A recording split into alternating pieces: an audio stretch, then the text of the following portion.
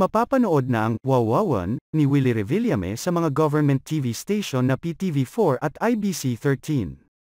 Ngayong September 7, nagpost sa official Facebook page ng Wawawan ng litrato ng masayang pakikipag-usap ni Revillame kay former PLLO Sec.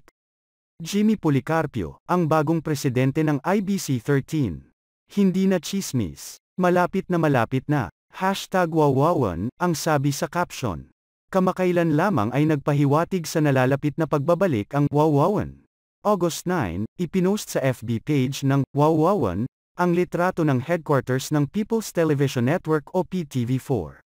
May nilulutong sorpresa si Will, sabi sa caption.